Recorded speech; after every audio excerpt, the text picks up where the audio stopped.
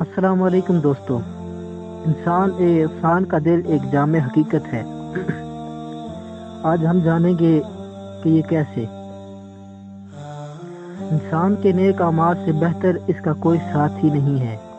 نیک عمل انسان کا یار بنے گا اور برا عمل اس کے لیے سانپ اور بچھو بنیں گے۔ یہ عمل اور ہنر بغیر استاد کے حاصل نہیں ہو سکتا، پس چاہیے کہ کسی کو اپنا رہبر بنا لیا جائے۔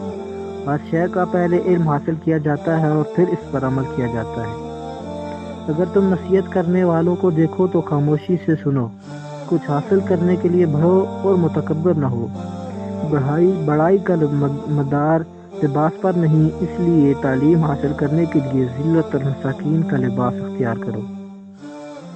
یاد رکھو کہ علم کتابی زبانی سکھایا جاتا ہے اور ہنر عملی طور پر سکھایا جاتا ہے۔ یقین جانو کہ ذات باری تعالیٰ تک پہنچنے کے لیے بھی ہنر علم کے مقابلے میں زیادہ درکار ہے۔ اس ہنر کو سیکھنے کے لیے فکر درکار ہے جو میرا شیخ کامل کی صحبت سے ہی حاصل ہوتا ہے، نہ کہ باتیں کرنے سے اور عمل کرنے سے۔ انوار الہی کا علم اولیاء کے دلوں میں ہے اور کوئی دل ان کے دلوں سے براہ راست حاصل کر سکتا ہے، باتوں اور کتابوں سے پڑھنے سے نہیں۔ اس راستے کے مسافر دل میں کچھ اشارے موجود ہوتے ہیں تو وہ ان اشاروں کو سمجھنے سے ابھی محروم ہے۔ جب سالک کے لیے نور خداوندی ان اشاروں کی تشہیر کر دیتا ہے تو اللہ عز و جل کی جانب سے علم نشرح والی بشارت مل جاتی ہے۔ قرآن مجید میں حضور نبی کریم صلی اللہ علیہ وسلم نے سے فرمایا گیا کہ ہم نے آپ کو شرح صدر نہیں کر دیا، یعنی ہم نے آپ کو وہ نور عطا کیا ہے جس سے تمام رموز سے آپ بآسانی آگاہ ہو سکتے ہیں۔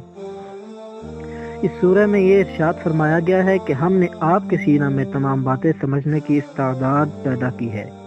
ایک عام انسان سمجھتا ہے کہ علوم و اسرار ذات باری تعالیٰ کہیں باہر سے حاصل ہوتے ہیں۔ یہ غلط ہے، بلکہ وہ علوم انسان کے دل اور روح میں موجود ہوتے ہیں۔ علم نشرح میں مخاطب اگرچہ حضور نبی کریم صلی اللہ علیہ وسلم ہے، لیکن ہر طالب حق اس میں داخل ہے۔ انسان کا دل ایک جامع حقیقت ہے، اس میں ذات و صفات باری تعالیٰ کا مشاہدہ کیا جا سکتا ہے۔ اگر کوئی اپنے دل میں مشاہدہ نہیں کرتا تو اس پر لا یبصرون وہ نہیں دیکھنے کا تانا نہیں لگے گا، جو کہ کفار کے متعلق ہے۔ یاد رکھو ذات حق ہر انسان کے ساتھ ہے، لیکن درمیان میں اس انسان کی اپنی ذات حائل ہے۔ دل میں ذات حق کے مشاہدے کی طلب ہونی چاہیے۔ اپنے دل میں اس کے مشاہدے کی طلب پیدا کرو اور در بدر بھٹکتے نہ پھرو۔ حضرت حق کو اپنے آپ سے گھوڑے پر سوار ہو اور اسی گھوڑے کو تلاش کرو۔ لوگ اس سے پوچھیں کہ تو کس چیز پر سوار ہے تو اس سے کہنا کہ گھوڑے پر، لیکن پھر بھی گھوڑے کی تلاش میں لگے رہو۔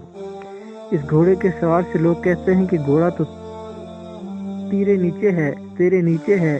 وہ کہتا ہے کہ ہاں، لیکن مجھے گھوڑا نظر آ رہا ہے۔ وہ گھوڑے کی تلاش میں مدہوش بنا ہوا ہے اور گھوڑا اس کے سامنے موجود ہے، صرف انسان کے خیالات راستے میں مانے بنتے ہیں۔ مطلوب کے نزدیک ہوتے ہوئے مطلوب کا پوچھنا اور مطلوب کا پردہ، مطلوب کے نور کی چمک اس کے لیے ابر جیسی آڑ بن جاتی ہے۔ اس کی نظر کا دھوکہ خود اس کی آنکھ کا پردہ ہے۔